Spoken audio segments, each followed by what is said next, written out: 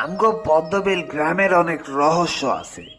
এই গ্রাম নিয়ে আপনার মনে যে প্রশ্ন আর জানার ইচ্ছা জন্মা রয়েছে সেটা আমরা সবাই বুঝতেছি। গ্রামে তো এখনো যাইতে পারলেন না, আপাতত আমার নাতির মুখ থেকে এই গ্রামের একটা ধারণা নিয়ে নেন। কথাটা সত্যি। আসার পর থেকে যা যা হচ্ছে তাতে পদ্মবিল গ্রাম নিয়ে আমার আগ্রহ বেড়েছে বই কমছে না। মানুষ যেহেতু বেশি, আমি বসেছিলাম বিছানায়, আমার পাশাপাশি সুজন আর রুহুল আমিন। ওদিকে 4টি চেয়ারে ওহিদুল ইসলাম, দিলীপ মাস্টার, জাহাঙ্গীর হুজুর আর জামশেদ ইসলাম। নিচে টুলে বসে আছেন রমজান চাচা। আমি একটা বালিশ কোলে নিয়ে আরাম করে বসে বললাম, তাহলে সুজন, এবার শুরু করো তোমার গল্প। বন্ধুরা, ভিডিওটি শুরু করার আগে আপনাদের সবার কাছে একটি রিকোয়েস্ট। আমাদের এই চ্যানেল মাল্টিভার্স স্কেল ডিটেলকে এখনই সাবস্ক্রাইব করে সাবস্ক্রাইবের পাশে থাকা নোটিফিকেশন বেল আইকনটিকে অন করে দিন, যাতে করে আমাদের সবগুলো গল্প আপনি সবার আগে শুনতে পারেন। আমরা প্রতি সপ্তাহেই গ্রাম বাংলার ভূতের গল্প নিয়ে আপনাদের কাছে আসব, আর আপনাদের সাপোর্টই পারে আমাদের এই ছোট চ্যানেলটিকে অনেক বড় করে তুলতে। তো চলুন বন্ধুরা, শুরু করা যাক জুবায়ের আহমেদের লেখা, বাপ্পি মণ্ডল, রেজা আহমেদ এবং হাসান মোহাম্মদ খানের কণ্ঠে পদ্মবিল অডিওভার্সের দ্বিতীয় পর্ব, অভিশপ্ত ছবিঘর। আমার গল্পটা কিন্তু বেশি পুরানো না, নতুনও না, 2 বছর আগের হইব। তখন আমি স্কুলে পড়ি। শোনেন তাইলে এবার বলি। তখন আমি 8ম শ্রেণীতে পড়ি। এই ঘটনা শুরু হয় নতুন ক্লাসে ওঠার সপ্তাহ 2 পর থেকে। সেদিনের কথা ওর দিব্যি মনে আছে। সকালবেলায় স্কুলে ঢুকে সবেমাত্র ক্লাসে এসে বসেছে, এমন সময় টিচার এলো। ক্লাস টাইম শুরু হওয়ার খানিকটা আগেই চলে এসেছেন স্যার। সবাই যেমন অবাক হলো তেমনি বিরক্ত হলো। হারুন স্যার বরাবরই তাদেরকে জ্বালিয়ে মারেন। সারা স্কুলে যদি কারো ওপর সব শিক্ষার্থী বেশি নাখোশ হয়ে থাকে, তিনি হচ্ছেন এই ব্যক্তি। সুজন নিজেও যে খানিকটা বিরক্তি অনুভব করলো না তা নয়। তাছাড়া আজ এত আগে আসার কারণ কি? এই স্কুলে সময়ের আগে কোনো শিক্ষক তো কখনো আসেনি না, বরং পারলে আসেন আরো কয়েক মিনিট দেরি করে। সব মিলিয়ে একটা শোরগোল দেখা দিল শিক্ষার্থীদের মাঝে। হারুন স্যার ডাস্টার দিয়ে টেবিলে আওয়াজ করলেন। অনিচ্ছা সত্ত্বেও চুপ হয়ে গেল সবাই। পুরো ক্লাসে ধীরে ধীরে একবার চোখ বুলালেন হারুন স্যার। এরপর দৃষ্টি স্থির করে গম্ভীর গলায় বললেন, তোমাদের সামনে এ ব্যাপারে কোনো কথা বলার ইচ্ছে আমার ছিল না। আশেপাশের স্কুলগুলোতে একটা গুজব ছড়িয়ে পড়েছে। হ্যাঁ, গুজব বলছি কারণ এর পেছনে আদৌ কোনো সত্যতা আছে কিনা তা আমার নিশ্চিত করে জানা নেই, আর সত্য হওয়ার কথাও নয়। কেবল লোক মুখে শোনা কথার উপর ভরসা করে আতঙ্ক ছড়ানোর মানে হয় না। তাছাড়া আমার ধারণা ইতিমধ্যে এই গুজব সম্পর্কে তোমরা সবাই কোনো না কোনোভাবে শুনেছ, তাই বিস্তারিত বলার প্রয়োজন মনে করছি না। শুধু এতটুকুই বলবো, তোমরা এসব অযথা জিনিসে মাথা না ঘামিয়ে পড়ালেখায় মনোযোগ দাও। আতঙ্কের কিছুই নেই। এতক্ষণ সবাই পিন পতন নীরবতা বজায় রেখে স্যারের কথা শুনলেও বক্তব্য শেষ হতেই সারা ক্লাসে ফিসফিস গুনগুন আওয়াজ শুরু হয়ে গেল। এই তথ্য শেষ পর্যন্ত স্যারদের কানেও চলে গেছে। তার মানে এই কদিন ধরে যা যা শোনা যাচ্ছে তা সত্যি। হারুন স্যার বেচারা টেবিলটার পিঠে ডাস্টার দিয়ে আরো কয়েক ঘা বসিয়ে দিলেন। থেমে গেল পুরো ক্লাস। হারুন স্যার ব্ল্যাকবোর্ডে চক দিয়ে খসখস করে লিখলেন, বিষয় গণিত। শুরু হলো একের পর এক ক্লান্তিকর সব ক্লাস। কিন্তু টিচারদের কথায় মন বসাতে পারছে না সুজন। তার মনে আবারও প্রশ্নের উদয় হলো, গুজবটা কি সত্যি? ঘটনার সূত্রপাত কয়েকদিন আগে, যেদিন শোনা গেল পাশের এলাকার স্কুলের এক শিক্ষার্থী অদ্ভুতভাবে মারা গেছে। সেই থেকে কদিনে প্রাণ হারিয়েছে অন্তত 5 জন। এখানে অস্বাভাবিক বিষয় দুটো। এক, শিক্ষার্থীদের প্রাণ হারানোর হার স্বাভাবিকের তুলনায় বেড়েছে। দুই, একটা মৃত্যু স্বাভাবিক নয়, বিভৎস সব মৃত্যু। কিন্তু কোনোটাই আবার খুন বা হত্যা নয়, অন্তত সেরকম প্রমাণ পাওয়া যায়নি। প্রাথমিক তদন্তের পর দুর্ঘটনায় প্রাণহানি হিসেবে নথিভুক্ত করা হয়েছে তাদের। অস্বাভাবিক ব্যাপারটা এখানেই, কেননা দুর্ঘটনাগুলো বড্ড অদ্ভুত। ঘটনা এটুকু হলেও মূল গুজবের সূত্রপাত প্রথমত দুটি মৃত্যুর পর থেকেই শুরু হয়েছে। গুজবটা হচ্ছে এমন, আশেপাশের সব স্কুলের শিক্ষার্থীদের মধ্যে যেমন অনেকে প্রাণ হারাচ্ছে, তেমনি অনেকে আবার অদ্ভুত এক স্বপ্ন দেখছে। স্বপ্নের বিষয়টা সুজনের কাছে এতদিন একটি গুজব হিসেবেই পরিচিত ছিল, অন্তত গত রাতের আগ পর্যন্ত। কেননা গত রাতে সুজন নিজেই সেই স্বপ্নটা দেখেছে। সেটাকে অবশ্য দুঃস্বপ্ন বললেও ভুল হবে না। স্বপ্নে সুজন দেখেছে সে একটা জঙ্গলে একা দাঁড়িয়ে আছে, চারপাশে ঘন কুয়াশার চাদর আর নির্জন কালো রাতের ঘুটঘুটে অন্ধকার। পরক্ষণে পরিবেশটা কেমন বদলে গেল। কুয়াশা মিলিয়ে চোখের পলকে অন্ধকার সরে গিয়ে দেখা দিল জ্যোৎস্না। বিস্ময়ে হাঁ হয়ে গেল সুজন। জ্যোৎস্নার আলো এখন এতটাই উজ্জ্বল যে চারপাশ ঝকঝকে পরিষ্কার চোখে পড়ছে। স্বপ্নের মধ্যেও শিরদাঁড়া বেশ শীতল স্রোত নেমে গিয়েছিল সুজনের। ইচ্ছে করেছিল একছুটে পালিয়ে যেতে, যখন সে দেখল কোথা থেকে যেন আবির্ভাব হচ্ছে এক নারী মূর্তির। মাথা থেকে পা পর্যন্ত দীর্ঘ চুলে যার পুরো শরীর ঢাকা, আর তার মুখটার যে কি অবস্থা তা বলে বোঝাবার ভাষা নেই। শুধু এটুকু বলা যায়, চোখের জায়গায় কোনো চোখ নেই, সে জায়গাটা পুরোপুরি ফাঁকা, এমনকি নাকটা অব্দি নেই। অথচ মনে হচ্ছে শীতল এক দৃষ্টি নিয়ে সুজনের দিকে তাকিয়ে আছে সে। পুরো চেহারায় কিছু যদি থেকে থাকে তা হচ্ছে কেবল মুখ। অস্বাভাবিক কালো দুটো ঠোঁট আচমকা নড়ে উঠল। দাঁতগুলো মোটেও মানুষের মতো নয়, ছোট ছোট কিন্তু বড্ড সুচালো। শিরশিরে অনুভূতি দেওয়া ঠান্ডা কণ্ঠে নারী মূর্তিটি সুজনকে এক ভয়ানক প্রশ্ন করল। খুন করবি? আমার উপর তোর খুব রাগ, তাই না রে? মন চায় না খুন করতে? করবি খুন? সুজন বিস্ময়ে হতভম্ব হয়ে গিয়েছিল। কারো উপর তার রাগ আছে কি নেই সেটা এই নারী মূর্তি জানে কিভাবে? বেশি কিছু ভাবার সুযোগ পায়নি সুজন, কারণ নারী মূর্তিটি তার উত্তরের অপেক্ষা করেনি, বরং তাকে একটা প্রস্তাব দিয়েছে সহজ পদ্ধতিতে খুন করার। সেই সাথে খুন করার জন্য কি কি প্রয়োজন এবং কি কি করতে হবে তার একটা বিশদ বর্ণনা দিয়েছে। সুজন ভেবে দেখল উপকরণগুলো পাওয়া কঠিন নয়। প্রথম ধাপ হচ্ছে কাউকে খুন করতে চাইলে তার কিছু চুল জোগাড় করতে হবে, এমনকি একটি মাত্র চুল হলেও অসুবিধা নেই। আর লাগবে সেই ব্যক্তির একটি ফটোগ্রাফ। এরপর দ্বিতীয় ধাপ, রাতে ঘুমানোর সময় বালিশের নিচে রাখতে হবে সেই ছবি, আর হাতের মুঠোয় রাখতে হবে সেই ব্যক্তির চুল। এরপর আর কিছু না, ঘুমাতে হবে। তারপর আসে তৃতীয় ধাপ। গভীর ঘুমে তলিয়ে যাওয়ার পর শুরু হবে একটি স্বপ্ন। স্বপ্নের ভেতর হাতে ধরা থাকবে বালিশের নিচে রাখা সেই ছবিটি। সামনে তাকালে দেখা মিলবে একটা ছোট্ট মাটির ঘরের। সোজা এগিয়ে যেতে হবে, কাঠের দরজাটি খুলে ভেতরে ঢুকতে হবে। এখানে বলে রাখা ভালো, সেই দরজা যে কেউ খুলতে পারবে না। খুলতে হলে খুন করার মতো আত্মবিশ্বাস থাকতে হবে, তবেই দরজাটি খুলবে। দরজাটি খোলার পর ভেতরে গেলে দেখা যাবে ঘরের চারপাশের দেয়ালে ছড়িয়ে আছে অসংখ্য তীক্ষ্ণ কাঁটা। হাতের ছবিটা নিয়ে যে কোনো একটা কাঁটায় এমন ভাবে আটকে দিতে হবে যেন ছবিটি ফুটো হয়ে কাঁটা বেরিয়ে থাকে। তারপর ঘর থেকে বেরিয়ে আসতে হবে। সকালে ঘুম যখন ভেঙে যাবে তখন করতে হবে আসল কাজটি। হাতের মুঠোয় থাকা চুলগুলো আগুনে পুড়িয়ে ফেলতে হবে, আর ওটাই শেষ কাজ। যতক্ষণ এই শেষ কাজটি না করা হবে ততক্ষণ শিকার বেঁচে থাকবে, আর আগুনে পোড়ালে শিকার খতম। যাওয়ার আগে আরেকবার কথাগুলো মনে করিয়ে দিয়েছিল নারী মূর্তিটি। শোন, তোরে আবারও কইয়া দিতাছি, আয়েস থাকলে কিন্তু ঢুকতে পারবি না। মনে মনে প্রস্তুত হইয়া যাবি।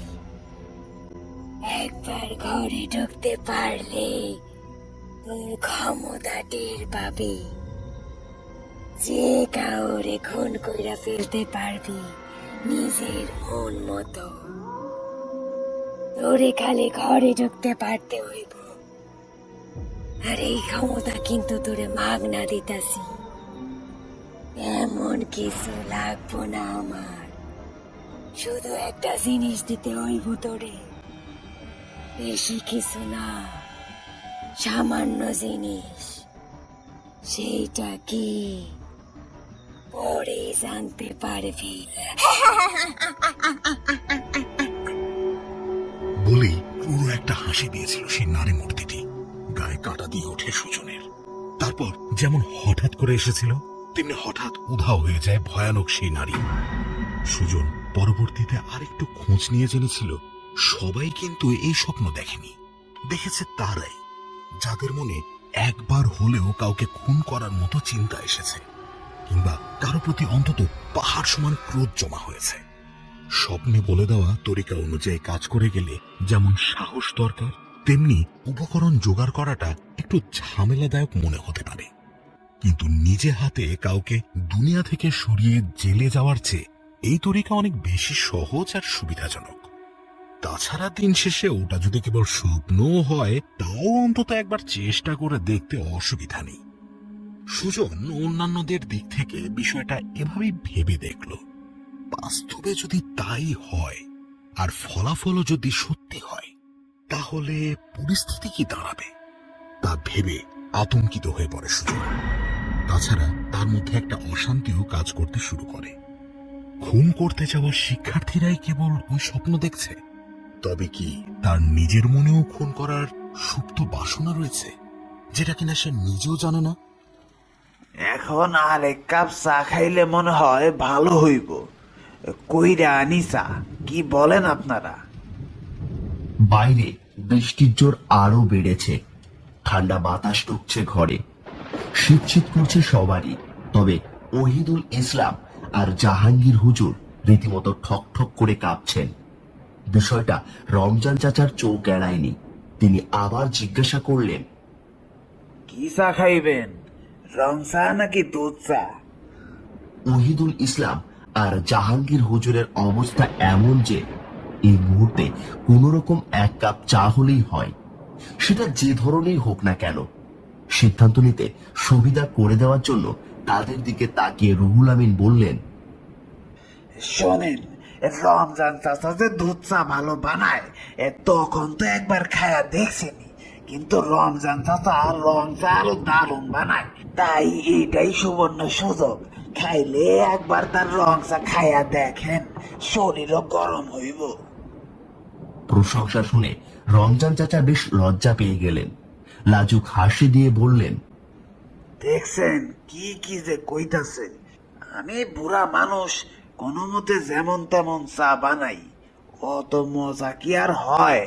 আপনাকে একটু ভালো লাগলেই আমি সার্থক।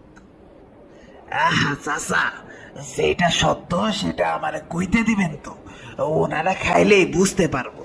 তাই চাচা, ওনাগো যেহেতু কষ্ট হইতাছে, তাইলে আপনার ওই লং আদার স্পেশাল চা কইরা খাওয়ান। চা বানানোর জন্য উঠে পড়লেন রমজান চাচা। এ সময় রুহুল আমিন সুজনকে জিজ্ঞেস করলেন, আচ্ছা সুজন, ওই যে নারী মূর্তি না ডাকিনি কি জানি একটা দেখলা, শেষে যাওয়ার সময় যে তারে কি দিতে হইব বইলা গেল, সেটা কি ছিল? সুজন যেমনটা জবাব দিল তাতে বোঝা গেল সে ওই ব্যাপারে তেমন কিছু আন্দাজ করতে পারেনি। তার মতে গল্পের বাকি অংশ সবাই শুনলে হয়তো তারা বুঝলেও বুঝতে পারে। জামশেদ ইসলাম এবার বলে উঠলেন, রুহুল, এখন না হয় থাক, ওটা পরে বোঝা যাবে। রমজান চাচা আগে চা আনুক, সবাই একসাথে তারপর বাকিটা শুনি। আপনারা না হয় শুনতে থাকেন, আমি এই গল্পটা জানি। সুজন, তুই বলতে থাক, আমি অতক্ষণে চা আনতাছি। রমজান চাচা পাশের ঘরে চলে গেলেন চায়ের বন্দোবস্ত করতে। সুজন আবার তার গল্প শুরু করলো। টিফিনের ঘন্টা তখন বেজেছিল, করে সবাই বেরিয়ে গেলাম। কেউ কেউ ভেতরে থাকলো, ব্যাগ থেকে টিফিন বের করে খাওয়ার বন্দোবস্ত করতে লাগলো। সুজন আজ দোকান থেকে কিছু কিনে খাবে। এই স্কুলে আবার ক্যান্টিন নেই। ক্লাস থেকে বেরিয়ে এলো সে। মাঠের কাছে দাঁড়িয়ে বুক ভরে বাতাস টেনে নিল। রাতের স্বপ্নটা নিয়ে আজ কবি সব চিন্তা ভাবনায় মাথাটা ভার হয়ে আছে। মাঠে ছেলেপেলেরা খেলছে, ওদের দিকে তাকিয়ে একটা সিদ্ধান্ত নিয়ে ফেলল সে। না, কাউকে খুন করার ইচ্ছে তার নেই, ওসব তাকিদে সম্ভব না। আচ্ছা, এমনও তো হতে পারে রাতে যে স্বপ্নটা দেখেছিল সেটা কেবলই একটা সাধারণ স্বপ্ন। নিশ্চয়ই ব্যাপারটা কাকতালীয় ছিল, হয়তো সব গুজব নিয়ে বেশি বেশি ভাবার ফল। এখন হাবিজাবি চিন্তা করার সময় নেই। চিন্তা করার মতো তার চেয়েও বড় কিছু রয়েছে তার হাতে। সামনে পরীক্ষা, পড়ালেখায় মনোযোগ দিতে হবে। আগের রাতে পড়ে পরীক্ষা পাশ করার পরিকল্পনা আর কতদিন। আকাশ পাতাল ভাবতে ভাবতে বাইরের একটা দোকানের দিকে এগিয়ে যেতে লাগলো সুজন। পথিমধ্যে চোখ গেল স্কুলের মূল ভবনটির পাশে একটা ফাঁকা জায়গাতে। পুরনো কথা মনে করতে চায় না সে, তবু যা দেখতে পাচ্ছে তা এখানকার নিয়মিত বিষয়, তাই এড়িয়ে যাওয়ার সুযোগ নেই। স্কুলের এই অংশটা একটু আড়ালে এবং নিরিবিলি থাকায় সেখানে স্কুলের সিনিয়র বখাটে ছেলেদের ধূমপানের হিড়িক পড়ে যায়। তাদের মধ্যে সুজনের বয়সী 2-3 জন যে থাকে না তা নয়, সে সাথে জায়গাটা বখাটেদের শিকার ধরার জায়গাও বটে। সুজন দেখল আজকের শিকার তার নিচের ক্লাসের একটা ছেলে, আর শিকারী বরাবরের মতোই তার ক্লাসের মতিন, রতন আর শফিক। সুজন একপাশে দাঁড়িয়ে গেল। যদিও তার এসব দেখার ইচ্ছে নেই, কিন্তু কেন যে সে দাঁড়ালো সেটা সে জানে না। মতিন এই মুহূর্তে নতুন ছেলেটির কলার ধরে গালে ইচ্ছে মতো চর বসাচ্ছে। পাশেই রতন একটা বনরুটি খাচ্ছে আর দাঁত কেলিয়ে হাসছে, আর তার পাশে নির্বিকার চেহারা নিয়ে তাদেরকে দেখছে শফিক। চরের আওয়াজ শোনা যাচ্ছে বেশ ভালোভাবেই, কিন্তু আশপাশ থেকে সবাই দেখলেও কেউ কিছু বলছে না। মতিনের দলকে কিছু বলার সাহস নেই কারো, শুধু দেখে যেতে হবে। প্রতি স্কুল বা ক্লাসে কিছু ছেলেপেলে থাকে যারা সব সময় শক্তি আর ক্ষমতা দেখায় দুর্বলদের উপর। তাদের মধ্যে আবার কিছু থাকে যারা সেই সীমাটাও লঙ্ঘন করে ফেলে। মতিনের দল ঠিক সেরকম। বিদেশে ইংরেজিতে যাদেরকে বলা হয় বুলি। সুজন তাদেরকে দেখতে দেখতেই কিছু বিষয় জানতে পারল। যেমন মতিনের দল ছেলেটিকে বলেছিল তাদের জন্য টিফিন এনে দিতে, কিন্তু ছেলেটা সেটা পারেনি। কেন পারেনি সেটার জন্য এক দফা চর খেতে হলো তাকে। ছেলেটি জানালো তার কাছে আজ কোনো টাকা নেই। কেন টাকা নেই সেটার জন্য আরেক দফা চর খেতে হলো তাকে। ব্যাপারটা এমন যেন এই ছেলেটি মতিনের দলের কেনা গোলাম। মতিনের দল যাকে একবার ধরে তার মানসিক অবস্থা যে কি হয় তা বলার মতো নয়, সেটা সুজন বেশ ভালো করেই জানে। ক্লাসের অন্যদের টিফিন মেরে দেওয়া, নিজের খরচ না করে অন্যদের টাকায় টিফিন আনানো, ক্লাসের একজনকে দিয়ে আরেকজনের টাকা চুরি করানো, দামি জিনিসপত্র হাতিয়ে নেওয়া, মারধর করা ইত্যাদি মতিনদের দৈনন্দিন কাজ। কে আর কি বলবে, ক্লাসের সবাই তো ভুক্তভোগী। শিক্ষার্থীদের বাবা মারা মনে করেন স্কুল নিরাপদ, সেখানে বাচ্চারা মনের আনন্দে লেখাপড়া করে, কেউ জ্বালায় না। কিন্তু বাস্তবতা ভিন্ন। কতটা আনন্দে কি হয় সেটা শিক্ষার্থীরাই ভালো জানে। টিচারদের কাছে অভিযোগ করার উপায় নেই, কারণ অভিযোগ করলে আবারও মতিনের মতো কারো হাতে মার খেতে হয়। ভয়ে কেউ তাই মুখ খোলে না। দুর্বল হলে শিকারীর হাতে তাকে পড়তেই হবে। টিফিন না পেয়ে মতিন চর মারতে মারতে এক পর্যায়ে ছেলেটির মুখে লাথি মেরে বসল। আচমকা লাথি খেয়ে সামলাতে পারল না ছেলেটি, ছিটকে দূরে গিয়ে পড়ল। মুখে হাত দিয়ে ব্যথায় কাতরাচ্ছে সে। মতিনের কোনো ভ্রুক্ষেপ নেই, বরং সে রাগে ফুঁসছে, আর এই ঘটনায় মজা পাচ্ছে রতন আর শফিক। এমন সময় ভয়ানক এক ঘটনার সাক্ষী হলো সুজন। মতিনদের থেকে খানিকটা দূরে একটা বৈদ্যুতিক পিলার। আচমকা কোনো এক অদ্ভুত ভাবে সেখান থেকে একটা বৈদ্যুতিক তার ছিঁড়ে এসে মতিনের গায়ে পড়ল। আর শুধু পরেই ক্ষান্ত হলো না, কিভাবে যেন মতিনের শরীরে পিছিয়ে গেল সেটা। সারা শরীরে বিদ্যুৎ খেলে যাচ্ছে ওর। থরথর করে মৃগী রোগের মতো কাঁপছে সে। মুহূর্তেই সরে গিয়েছিল রতন, শফিক আর সেই ছেলেটি। দেখতে দেখতে আরো অদ্ভুত ব্যাপার ঘটল। সম্ভবত পানির মোটর চালু ছিল। স্কুল ভবনের ছাদ থেকে টাঙ্কি ভরে পানি পড়তে থাকলো। তা আবার মতিনরা যেখানে দাঁড়িয়ে ঠিক সেদিকে। সুজন মনে করতে পারল না টাঙ্কির পানি কখনো এদিকে পড়েছিল কিনা। সাধারণত পানিটা পড়ে অপর দিকে, কিন্তু আশেপাশের সবাই বিস্ময় নিয়ে দেখল যে মতিনের পায়ের নিচে পানি গড়িয়ে এসে জমা হয়েছে। এবার সমান তালে বিদ্যুৎ প্রবাহিত হচ্ছে মাটি আর মতিনের শরীরে। কেউই এগোতে পারল না তাকে বাঁচানোর জন্য। অবশ্য এগোবেই বা কে? কেউ কেউ ভয়ে চিৎকার করে চোখ বন্ধ করল। দুবার পটকাবাজির মতো আওয়াজ করে মতিনের শরীরটা জ্বলে ওঠার পর থেমে গেল সবকিছু। মতিন নিস্তেজ, সেই দেহে আর প্রাণ নেই। পুরো ব্যাপারটা ঘটে গেল মাত্র কয়েক সেকেন্ডে। কেউ আর ওদিকে তাকিয়ে থাকতে পারল না। সেই সময় সুজনের কেমন একটা হিমশীতল অনুভূতি হলো। তার মনে হলো মতিনের চারপাশে অনেকগুলো অস্পষ্ট আবছায়া মূর্তি ঘুরে বেড়াচ্ছে। সুজন বুঝে উঠতে পারল না সে যা দেখছে তা কি চোখের ভুল। একই সাথে তার মাথা আর ঘাড় প্রচন্ড ভারী ভারী লাগছে, যেন কেউ তার ঘাড়ে মাথায় চেপে বসেছে। সুজনের মনে হলো এই বুঝে সে বমি করে ফেলবে, কিন্তু না, ধীরে ধীরে চাপটা কমে গেল। তাকিয়ে দেখল মতিনের চারপাশের ঘোলাটে ভাবটাও দূর হয়েছে। এদিকে স্কুল থেকে শিক্ষকরা বেরিয়ে এসেছেন, অ্যাম্বুলেন্স ডাকা হচ্ছে। বেশ শোরগোল পড়ে গেল চারপাশে। মতিনের মৃত্যুকে শেষ পর্যন্ত দুর্ঘটনা হিসেবে ঘোষণা দেয়া হলো। দুর্ঘটনাই বটে, তবে অস্বাভাবিক দুর্ঘটনা। সুজন পরে জিজ্ঞেস করে জেনেছিল তার মতো চাপা অনুভূতি নাকি বাকিদেরও হয়েছে। এমনকি মতিনের চারপাশে অস্পষ্ট আবছায়াগুলো তারাও দেখেছে, কিন্তু নিশ্চিত হতে পারেনি। সুজনের মতোই ভেবেছে চোখের ভুল। তবে একটা ব্যাপার সত্যি, যারা সামনে থেকে দেখেছে তারা সবাই কিছুটা হলেও মানে যে মতিনের ঘটনার সময় অদৃশ্য কেউ কলকাঠি নাড়ছিল। কারণ কিভাবে সম্ভব যে ওরকম একটা বিদ্যুতের তার তার গায়ে পড়ে পেঁচিয়ে গেল অমন করে? আর কিভাবেই বা একই সময়ে ছাদ থেকে পানি সেদিকেই পড়ল? আপাত দৃষ্টিতে বাস্তব মনে হলেও কেমন যেন অবাস্তব মনে হচ্ছে পুরো বিষয়টা। এমন দুর্ঘটনা কেউ আগে কখনো দেখেনি, যেন জোর করে সেটা ঘটানো হয়েছে। কিন্তু কেউ নিশ্চিত হতে পারল না কে এমন কাজটা করবে, কার এমন অশুভ শক্তি। কেউ না জানলেও সুজন ঠিকই জানে কে মতিনের মৃত্যুর পেছনে কলকাঠি নেড়েছে।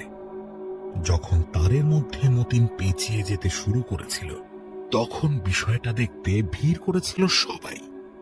সে সময় মুহূর্তের জন্য একবার পেছনে তাকিয়েছিল সুজন। খানিকটা উঁচু জায়গায় দাঁড়িয়ে থাকায় ওর দেখতে একটু অসুবিধা হয়নি। কেউ খেয়াল না করলেও সে দেখেছিল ভিড় থেকে কিছুটা দূরে দাঁড়িয়ে লাইটার দিয়ে হাতে ধরে রাখা কিছু চুল পুড়িয়ে দিচ্ছে আর মিটমিট করে হাসছে তাদেরই ক্লাসের মাসুম। গল্পের এই পর্যায়ে এসে সুজন থেমে গেল, গম্ভীর হয়ে আছে। বুঝতে পারছি ওর মনের ভেতর এখন কি চলছে। আমরাও কেউ আর কথা বলতে পারলাম না। রমজান চাচা এর মধ্যে চা এনে বসেছেন। কাপে তখনও অর্ধেকের মতো চা বাকি। খেতে দারুণ, কিন্তু গল্পের এই অংশটা শুনে ওটুকু আর গলা দিয়ে কারো নামতে চাইছে না।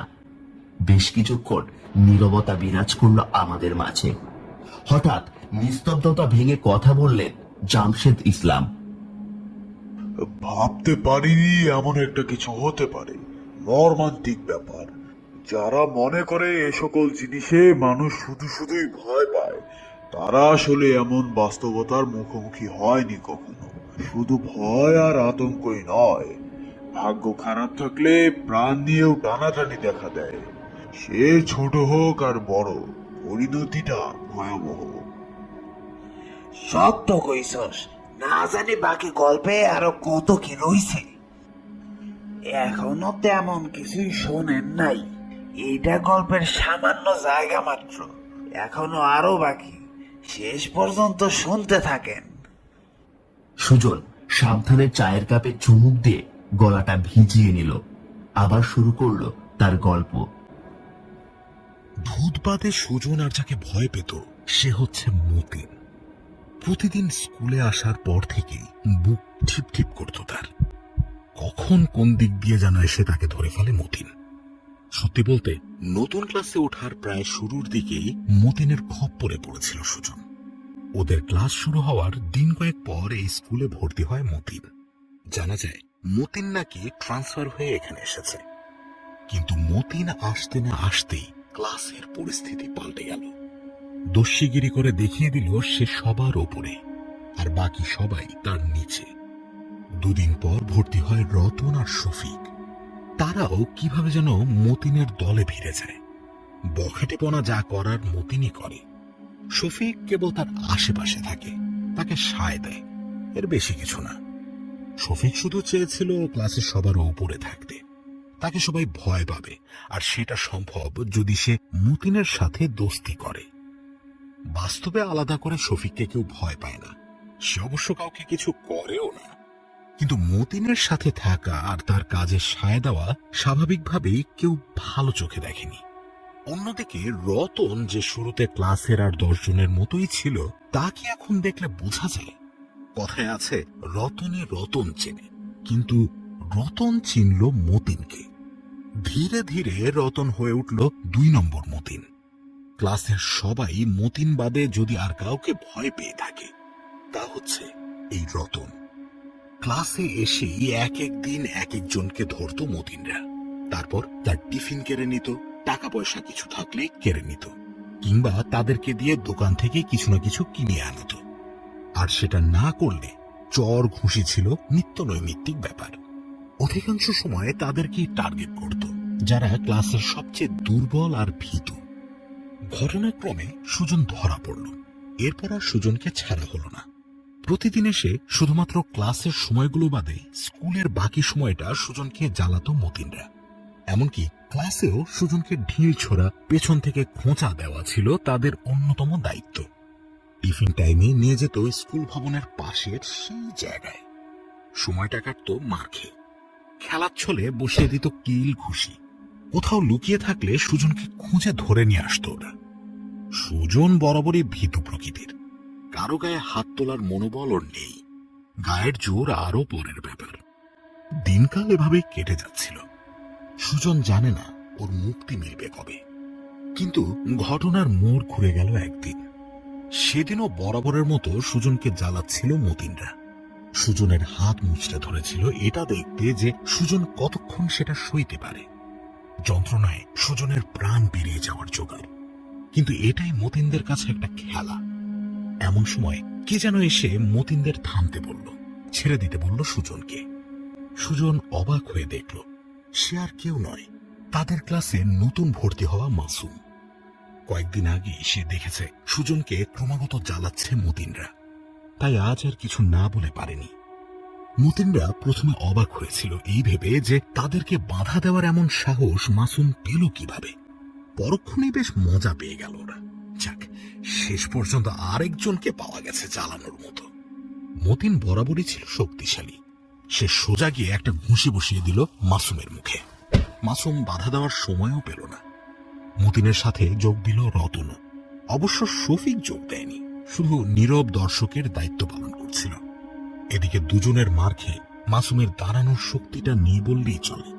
মতিন এরই মাঝে একবার সুজনের দিকে তাকিয়ে বলল, তোর আজ কপাল ভালো, যা এখনের জন্য তোর ছুটি, ভাগ সামনে থেকে। এই বলে মাসুমকে নিয়ে ব্যস্ত হলো মতিনরা। মাসুম সাহায্য করতে এসেছিল, কিন্তু সুজন একটু সাহায্য করতে পারল না। তবে এটা ঠিক, শেষ পর্যন্ত সুজন মুক্তি পেয়েছে। ওকে আর এখন মতিনরা চালায় না। ওর পরিবর্তে মাসুমকে জ্বালিয়ে মারে তারা। কিন্তু মাসুম গায়ে গতরে দুর্বল হলেও পাল্টা উত্তর এবং গোয়ার্তুমি করতে দ্বিধাবোধ করত না। আর এই ব্যাপারটাই ওকে মতিনের শত্রু বানিয়ে দিয়েছিল। বাকিদেরকে মতিন যে পরিমাণ যন্ত্রণা দিত তার চেয়েও বেশি দিতে লাগলো মাসুমকে।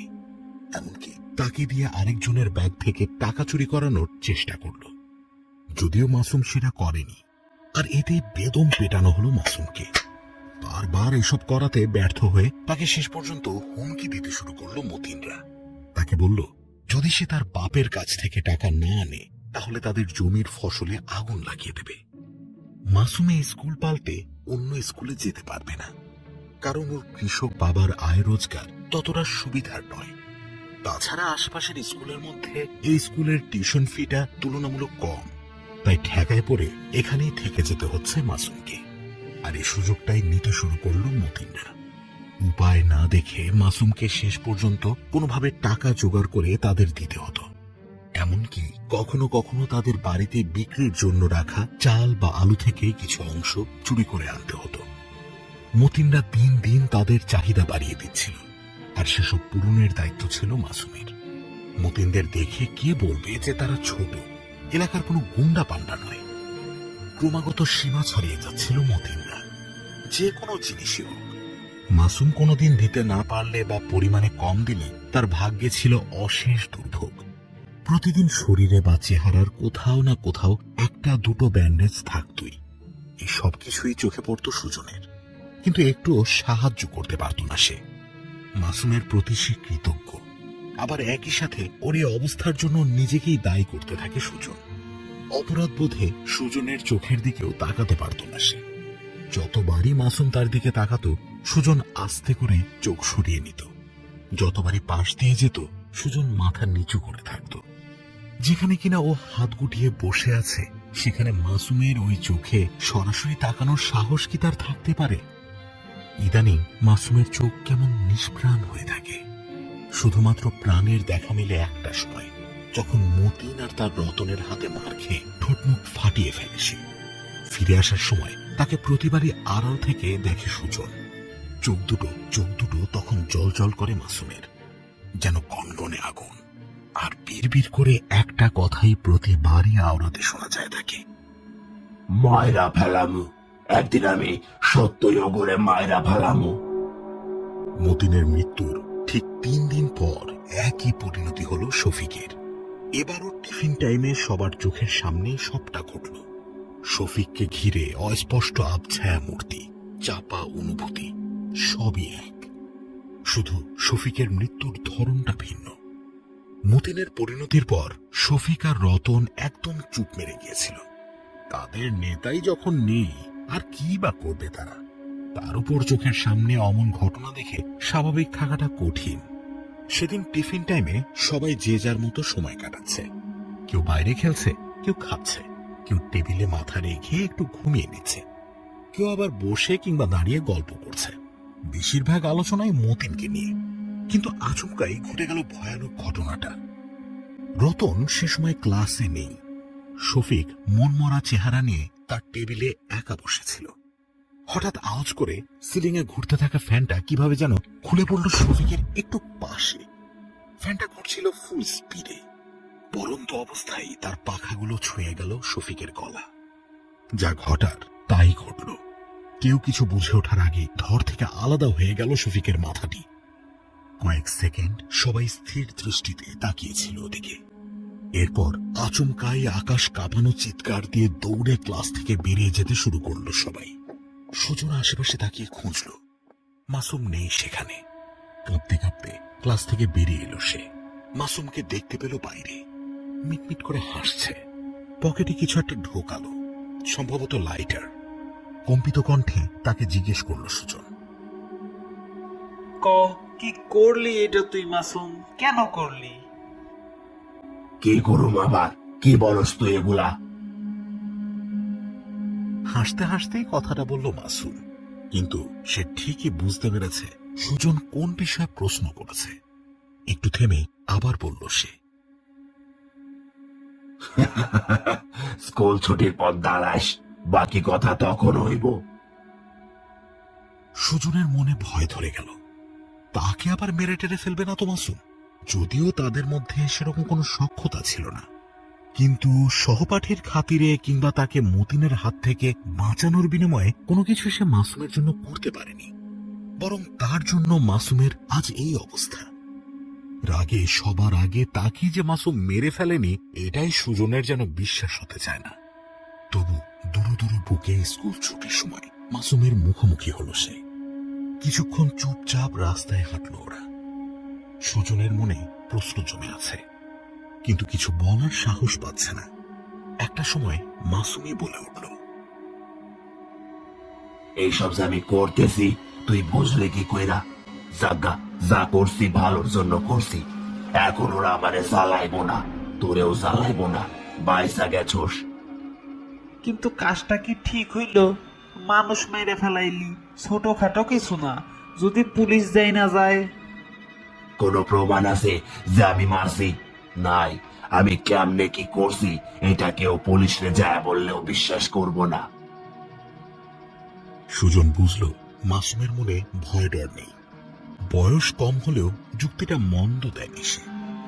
এইসব আষাঢ়ের গল্প কে বিশ্বাস করবে? তবু সুজন বলল, তাও চিন্তা কর, মানুষ মেরে ফেলানি তো ভালো কিছু না, এটা তো পাপ। ওইসব আমি বুঝি না। মতিনরা খারাপ, আমারে অনেক জ্বালাইছে। আমগো মতো আরো দুর্বল পোলা পাইনকে জ্বালাইছে। ওগুলো না মারলে আরো জ্বালাইতো। এখন মরছে, দুনিয়া থেকে ময়লা দূর হইছে। আর আর কাউরে জ্বালাইতে পারবো না। আমি তো চাইছিলাম মতিনরে সবার পরে মারবো। আগে তো মারতে চাইছিলাম শফিকরে। জানি শফিক কাউরে তেমন কিছু করে নাই, কিন্তু ওই মতিন গো লগেই থাকতো, ওগো কাজে সাই দিত। শয়তানের কাজে সাই দেওয়া মানে ওরে শয়তানি বলা যায়। শফিকের পর চাইছিলাম রতন রে মারমু, তারপর শেষে মতিন। ভয় দেখাইয়া তারপর মারার ইচ্ছা ছিল, কিন্তু রাগ সামলাইতে পারলাম না। মতিন রাগে খতম কইরা ফেললাম। তাই মাছ দিয়া শফিকরে সরাইয়া এখন হাতে রতন রে বাঁচাইয়া রাখছি। ওরেও খতম করবো, একটু ভয় পয়া নেক। সুজনের গা শিউরে উঠল। ও বুঝতে পারল মাসুম বদলে গেছে।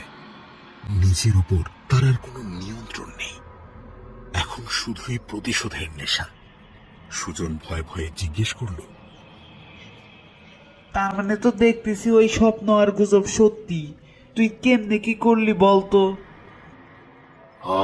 সত্যি, প্রথমে আমিও গুজব ভাবছিলাম, কিন্তু স্বপ্নটা দেখার পর আমার মনে হইল একবার চেষ্টা কইরা দেখতে দোষ নাই। মাসুমের কাছ থেকে সুজন পুরো ঘটনাটি শুনতে শুরু করল। মতিনের খপ্পরে পড়ার পর থেকেই মাসুমের অবস্থা দিন দিন খারাপ হতে থাকে। রাগে ক্রোধে একটা সময় ওর সিদ্ধান্ত নিয়ে ফেলে মতিনকে সে খুনি করে ফেলবে। কিন্তু ভাবাটা যত সহজ, বাস্তবে করা ততটাই কঠিন। কিন্তু ওর পথ সহজ করে দেয় সেই স্বপ্ন, ঠিক যে স্বপ্নটা সুজন দেখেছিল। স্বপ্ন দেখার পরই মাসুম ঠিক করে ফেলে একবার চেষ্টা করে দেখা যায়। সে সুযোগের অপেক্ষায় থাকে। একদিন মতিনকে অনুসরণ করে জানতে পারল মতিন, রতন আর শফিক প্রায় প্রতিদিনই স্কুলের পর একসাথে ঘুরে বেড়ায়। কিন্তু মাসুম ভেবে পাচ্ছিল না কিভাবে উপকরণগুলো জোগাড় করবে। অনুসরণ করতে গিয়ে সে সুযোগও একদিন পেয়ে গেল। মাসুম দেখল তিনজনে একই সাথে একটা সেলুনে চুল কাটাচ্ছে। সে অপেক্ষা করল। তিনজন বেরিয়ে যাওয়ার পর সুযোগ বুঝে ওদের কিছু চুল সংগ্রহ করে ফেলল। আর ছবি জোগাড় করতে বেশি অসুবিধা হয়নি। ওর একটা বাটন ফোন ছিল, যেটা দিয়ে আবার ছবিও তোলা যায়। মাসুম এক ফাঁকে তিনজনের আলাদা আলাদা ছবি তুলে নিয়েছে। যদিও ছবির কোয়ালিটি বাজে, তবুও ওদের কাজ চলে যাবে আশা করেছিল মাসুম। এরপর কম্পিউটারের দোকান থেকে প্রিন্ট করিয়ে নিয়েছে সেই ছবিগুলো। সবকিছু জোগাড় হওয়ার পর শুরু হয় মাসুমের আসল কাজ। মতিনের ছবি বালিশের নিচে রেখে হাতের মুঠিতে চুল রেখে ঘুমিয়ে পড়ে সে। আচমকাই নিজেকে আবিষ্কার করে এক ফাঁকা মাঠে। কিভাবে যেন হাতে চলে এসেছে বালিশের নিচে রাখা মতিনের সেই ছবিটা। চারপাশ কালো, কেমন যেন ধোঁয়াটে। সামনে তাকাতেই দেখল একটু দূরে একটা ছোট্ট গোলাকার মাটির ঘর। দেখলে হঠাৎ মাটির ঢিবি বলে মনে হয়। মাসুম ভেবে পেল না সে কি ঘরটায় ঢুকবে। যদি ওটার ভেতরে সেই ডাইনিটা থাকে, আরো ঢুকলেই খপ করে ধরে ফেলে। আকাশ পাতাল ভাবতে ভাবতে মাসুম হঠাৎ শুনতে পেল চারপাশে কেমন যেন ফিসফিস আওয়াজ হচ্ছে। মনে হচ্ছে অনেকগুলো কণ্ঠস্বর, কিন্তু কারা ফিসফিস করবে? কই, কেউ তো নেই। আশপাশে তাকাতে গিয়েই খেয়াল করলো ধোঁয়ার মাঝে তাকে ঘিরে কিছু চেহারা ফুটে উঠছে। দেখতে দেখতে সেগুলো রূপ নিল মানুষের দেহের আকৃতিতে। দেহগুলো মানুষেরই, কিন্তু তারা ঠিক মানুষ নয়। চেহারা থেকে শুরু করে হাত পা সবই ফ্যাকাশে। কাপড়গুলো কেমন শত ছিন্ন, চোখ ঘোলাটে। দেখে বোঝা যায় তাদের দেহে কোনো প্রাণ নেই, কিন্তু কোনো এক অজানা উপায়ে তারা এগিয়ে আসছে মাসুমের দিকে। ফিসফিস করে কি যেন বলছে তাকে। মাসুম ভয়ে চিৎকার করতেও যেন ভুলে গেল। জীবন বাঁচাতে পড়িমুড়ি করে ছুটতে শুরু করলো সেই মাটির ঘরটার দিকে। সেখানে না ঢুকে কোনো উপায়ও নেই তার। এক ছুটে ঘরের দরজার সামনে এসে দাঁড়ালো, ধাক্কা দিল কাঠের দরজায়। আতঙ্কে হৃৎপিণ্ড প্রায় বন্ধ হয়ে যেতে চাইল, কেননা দরজা যে খুলছে না। জোরে জোরে ধাক্কা দিতে শুরু করলো মাসুম, কিন্তু না, সামান্য কাঠের দরজা হওয়া সত্ত্বেও কিন্তু এক চুলও নড়ছে না। পেছনে ফিরে দেখলো সে মরাগুলো তার ঠিক পেছনেই চলে এসেছে। 5-10 জন নয়, বরং আরো অনেক বেশি। মাসুম শেষ চেষ্টা চালালো, শরীরের সর্বশক্তি নিয়ে দরজায় আছড়ে পড়ল সে। কিন্তু না, দরজা নয়, যেন একটা দেয়াল। অসহায় অনুভব করলো মাসুম। এভাবেই তাহলে শেষটা লেখা ছিল তার কপালে। এখানেই কি তার প্রাণটা খোয়াতে হবে? মরাগুলো ঘিরে ধরল মাসুমকে। না, মাসুম বেঁচে ছিল। তখনই ঘুম ভেঙে গিয়েছিল তার। ভয়ে ঘামে ভিজে গিয়েছিল শরীর। কাঁপতে কাঁপতে উঠে বসে সে সিদ্ধান্ত নিল, বেঁচে যেহেতু আছে হাল ছাড়বে না। আর ঘর আছে মানে ঘরে ঢোকার উপায়ও আছে। পরপর 2 দিন ধরে চেষ্টা করলো মাসুম, কিন্তু সেই মাটির ঘরে ঢুকতে পারল না। আর প্রতিবার মরাগুলো তাকে এসে ঘিরে ধরে। কিন্তু 3য় দিন সফল হলো মাসুম। সেদিন স্কুলে তাকে মাত্রা ছাড়া জ্বালাতন করেছিল মতিন। মাথায় আর পায়ে প্রচন্ড ব্যথা নিয়ে বাসায় এসেছিল সে। ওই রাতেই স্বপ্নে প্রথম মাটির দরজাটা খুলতে পারে মাসুম। বরাবরের মতোই ছুটে গিয়ে দরজার সামনে দাঁড়িয়েছিল, কিন্তু আগে যেখানে দরজা সারা শরীরের শক্তি দিয়েও ধাক্কা দিয়ে খুলতে পারেনি, আজ শুধু দরজাটাতে হাত রাখতেই সেটা খুলে গেল। ঘরে ঢুকে আরো অবাক হয়ে গেল সে। বাইরে থেকে ছোট্ট একটা ঘর মনে হয়, অথচ ভিতরে ঢুকতেই দেখলো ঘরটা যেন বিশাল এক হল রুম। ছোট্ট একটা ঘরে এত জায়গা থাকা কি সম্ভব? ঘরটায় কোনো আসবাব নেই, শুধুমাত্র ঠিক মাঝখানে কিছু খড়ির মধ্যে আগুন জ্বলছে। এছাড়া সারা ঘরের দেয়ালে অসংখ্য কাঁটা, যেন মাটির দেয়াল ফুঁড়ে বেরিয়ে এসেছে সেগুলো। আর সেসব কাঁটায় আটকে রাখা অসংখ্য ছবি, মানুষের ছবি। ছবিগুলো দেখে গা শিউরে উঠল মাসুমের, কারণ ছবিগুলোর প্রতিটাতে মানুষের চেহারা শুকিয়ে যেন কাঠ হয়ে আছে। দেখতে ভয়ঙ্কর লাগছে, চোখগুলো নিষ্প্রাণ। এর মানে কি ছবির মানুষগুলো এখন আর বেঁচে নেই? মাসুমের মতোই আরো অনেকে এসে ওই ছবিগুলো কি রেখে গেছে? মাসুম আর সেগুলোর দিকে তাকিয়ে থাকতে পারল না। সে ঘরের একপাশে গিয়ে একটা কাঁটায় মতিনের ছবিটা আটকে দিল। তারপর আর কোনো দিকে না তাকিয়ে বেরিয়ে এলো ঘর থেকে। ঘুম ভেঙে গেল সাথে সাথে। স্বস্তির নিঃশ্বাস ফেলল মাসুম। তার প্রথম কাজ শেষ। পরদিন সকালে স্কুলে হাজির হলো সে, কিন্তু সেদিন আর ধরা দিল না মতিনদের কাছে। লুকিয়ে থাকলো। তাকে না পেয়ে মতিনরা তখন নিচের ক্লাসের আরেকটি ছেলেকে মারধর করতে ব্যস্ত। এটাই মোক্ষম সুযোগ। তখনই মাসুম একটু দূরে দাঁড়িয়ে তার কাছে থাকা মতিনের চুলগুলোতে লাইটার দিয়ে আগুন ধরিয়ে দিল। বাকিটা ঘটল সবার সামনে। মাসুমের এই ঘটনা শুনে গায়ে কাঁটা দিয়ে উঠল সুজনের। এরকম কোনো কাজ সে জীবনেও করতে পারত না, ভয়েই মরে যেত। সে মাসুমকে বলল, যা করছিস করছিস, মতিনের ওপর রাখছিল, কিন্তু হয়তো এখন আর নাই। 2 জনরে তো সরাইয়া দিলি, অন্তত রতনরে ছেড়ে দে, আর এমন কাম করিস না। সেইটা আমার উপর সাইরা দে, তোর চিন্তা করা লাগবো না, ওইটা আমার ব্যাপার। ভয় পাস না, তোরে আমি মারবো না, তোর ওপর আমার কোনো রাগ নাই। এই বলে মাসুম সুজনকে রেখে চলে যায়। সুজনের কথা যে মাসুম শোনেনি তার প্রমাণ পাওয়া গেল পরদিন দুপুরে। রতনের মরদেহ পাওয়া যায় তাদের বাড়ির পুকুরে। গোসল করতে গিয়েছিল সেখানে। এক ডুব দেওয়ার পর আর উঠে আসেনি রতন। ডুবে গিয়েছে ভেবে লোকজন ওকে উদ্ধারের জন্য পানিতে নামে। হ্যাঁ, সত্যি ডুবে মরেছিল রতন, কিন্তু তার মাথাটা একদম পানির নিচে কাদায় গেঁথেছিল, আর পা দুটো ছিল ওপরে। পরপর মতিন আর শফিকের ঘটনার পরই স্কুল কয়েকদিনের জন্য বন্ধ ঘোষণা করা হয়েছিল, তাই পরের দিন স্কুল ছিল না তাদের। অবশ্য স্কুল খোলা থাকলেও রতন আর আসতে পারত কিনা সন্দেহ। শফিকের ঘটনায় প্রচন্ড ভয় পেয়ে গিয়েছিল সে। ক্লাসের সবাই কানাঘুষো শুরু করেছিল গুজবটা তাহলে সত্যি। আর রতনের ঘটনা ছড়িয়ে পড়ার পর সবার বদ্ধমূল ধারণা হলো এসব আসলেই স্বপ্নের ওই ডাইনির কাজ। সেই কাউকে দিয়ে এসব করাচ্ছে। সুজন জানে না তার এখন স্বস্তি পাওয়া উচিত কিনা, কারণ মাসুম তিনজনকেই দুনিয়া থেকে সরিয়ে দিয়েছে। তার জানা মতে আর কেউ বাকি নেই যার উপর মাসুমের রাগ আছে। কিন্তু আসলে কি তাই? মাসুম যদি এখন ওই ক্ষমতার অপব্যবহার শুরু করে, অন্যদের উপরও যদি চড়াও হয়? প্রশ্নের উত্তর মেলে 3 দিন পরে। মাসুম নিজেই তার সাথে দেখা করে। তার চেহারা দেখে সুজন বিস্ময়ে হাঁ হয়ে যায়। মাত্র 3 দিনে একই অবস্থা মাসুমের। কাল বসে গেছে, চোখ প্রায় কোটরে ঢুকে গেছে, শরীর শুকিয়ে হাড় বেরিয়ে আসছে, গলার স্বরে কোনো জোর নেই। কিভাবে হলো এসব? জবাবে মাসুমের কাছ থেকে সুজন যা শুনল তাতে ভয়ে হাত পা অসাড় হয়ে গেল। এমনটা সে ঘুণাক্ষরেও ভাবেনি। মাসুমের ভাষ্য মতে তার আর বেশি দিন বাকি নেই, সেও মরবে। এটা সে বুঝতে পেরেছে রতনকে মারার সময়, কিন্তু আভাস পেয়েছে আরো আগেই।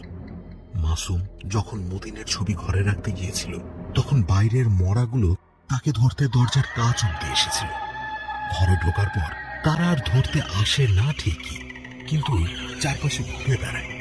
আর এদিকে পরিবর্তন দেখা যায় শফিকের ছবি ঘরে রাখতে গিয়ে। সেবার মরাগুলো দরজা দিয়ে কিছুটা ভেতরে ঢুকেছিল, তবে পুরোপুরি নয়।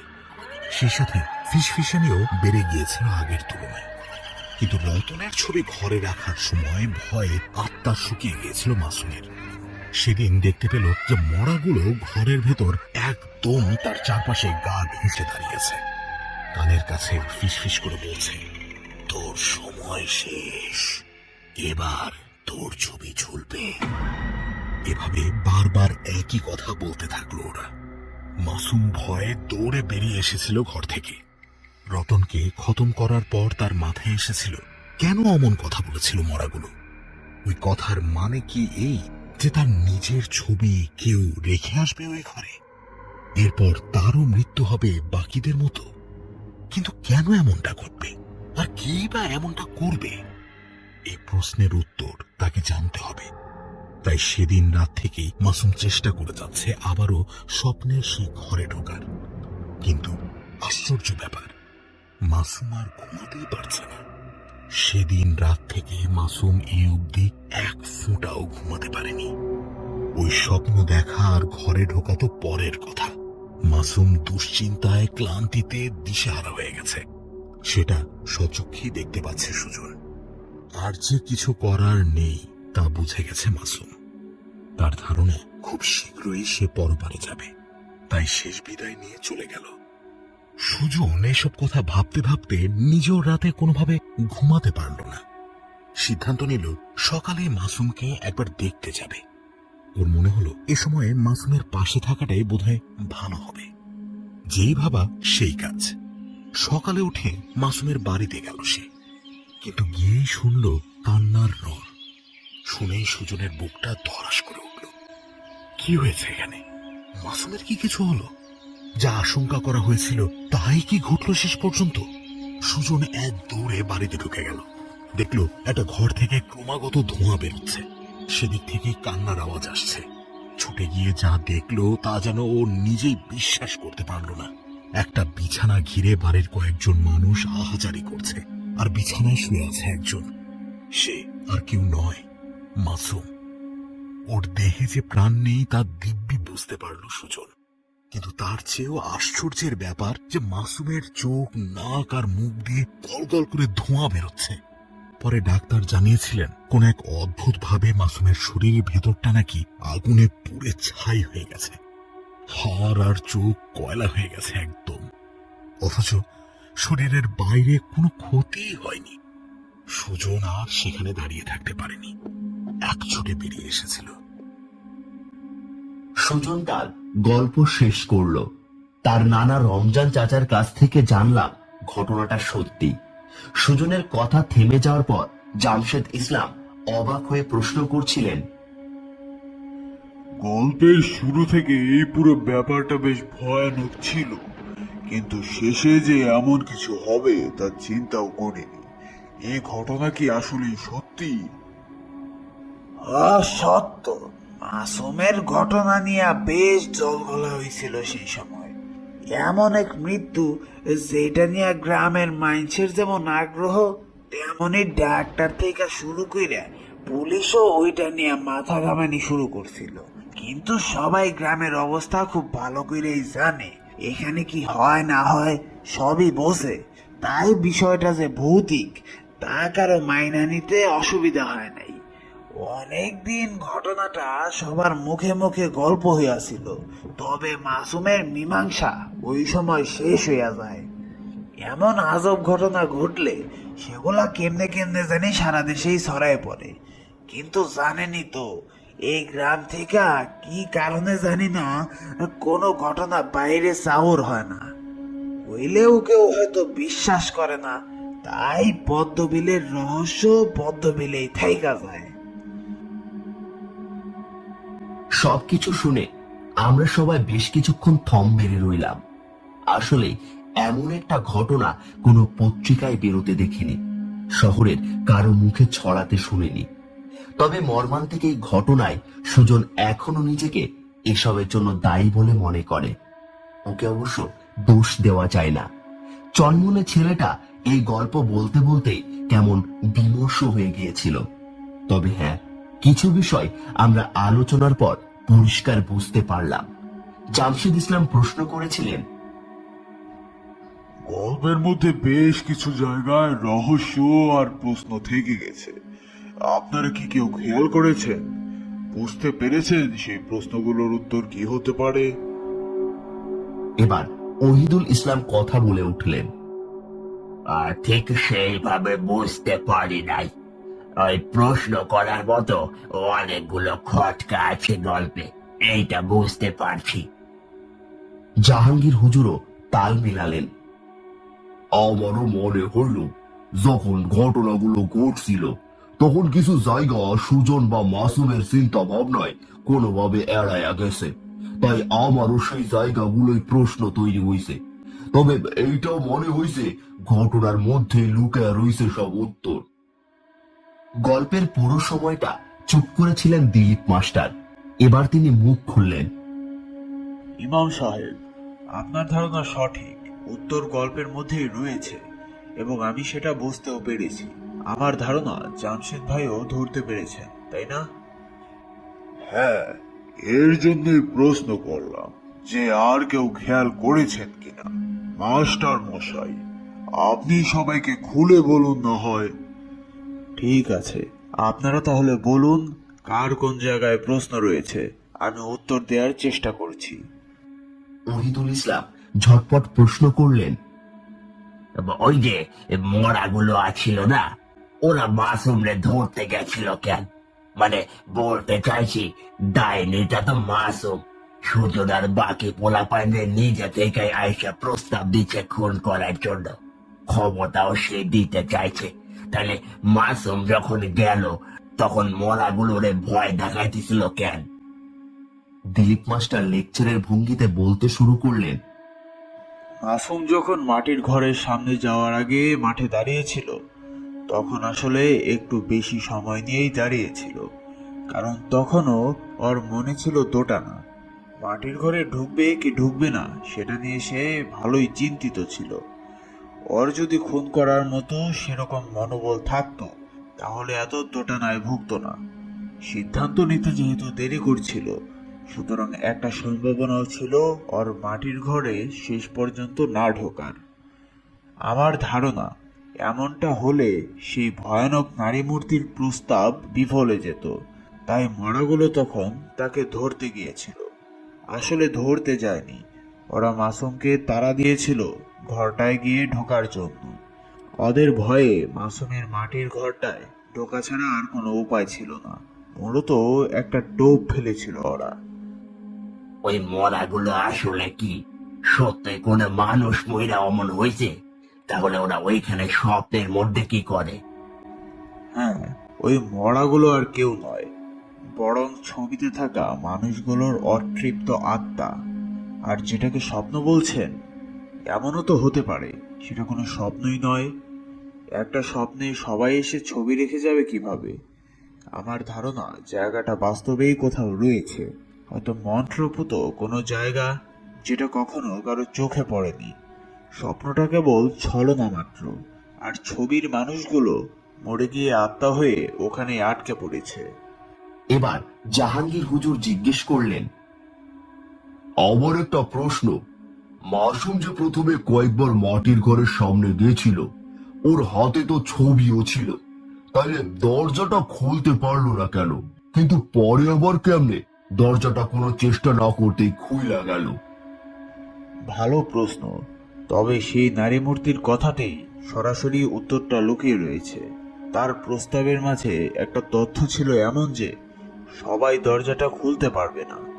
খুলতে হলে খুন করার মতো প্রবল মানসিকতা থাকতে হবে। মনে আছে আপনাদের, মাসুম প্রথমে হাজার চেষ্টা করেও দরজাটা খুলতে পারেনি, কারণ মাসুমের মাঝে তখনও কিছু নৈতিকতা কাজ করছিল। তার মধ্যে হয়তো রাগ ছিল, ক্ষোভও ছিল, কিন্তু তখনও খুন করার মতো মানসিকতা পাকাপোক্ত হয়নি, কিংবা ওর অবচেতন মন বিষয়টাকে তখনও সঠিক বলে মনে করেনি। তবে তৃতীয় দিন যখন তার সাথে মতিনরা আরো কঠিন ব্যবহার করলো, তখন মাসুমের রাগ চরমে উঠে গিয়েছিল। খুন করতে বদ্ধপরিকর ছিল সে, তাই অবশেষে দরজাটা খুলে যায়। এবার আমি শেষ প্রশ্নটা করে বসলাম, যদিও এর উত্তর কি হতে পারে আমি ধারণা করতে পেরেছি। তবু দিলীপ মাস্টারের মতামত জানার আগ্রহ থেকেই প্রশ্নটা করা। মরাগুলো মাসুমকে তার সময় শেষ এমনটা বলার কারণ কি? তাছাড়া মাসুমের পরিণতি কি উদ্দেশ্য প্রণোদিত, নাকি সে নিজেই নিজের পরিণতি ডেকে এনেছিল?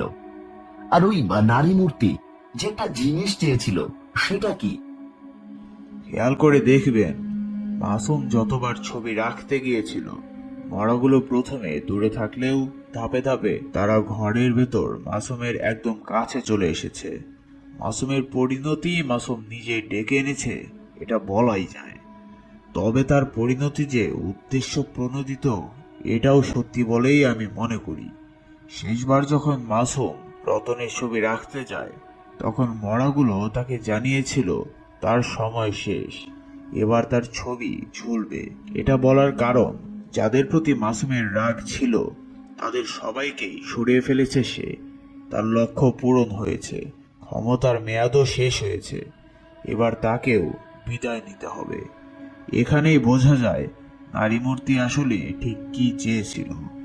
সত্যি বলতে, মাসুম বা অন্যান্য যারা তার প্রস্তাব অনুযায়ী খুন করেছে, তারা একটা জিনিস বুঝতে পারেনি, তা হচ্ছে বিনামূল্যে নয়, বরং তাদেরকে এই ক্ষমতা দেওয়া হয়েছিল তাদের নিজেরই আত্মার বিনিময়ে। পুরো বিষয়টাই ছিল কোনো এক অশুভ শক্তির মরণ ফাঁদ।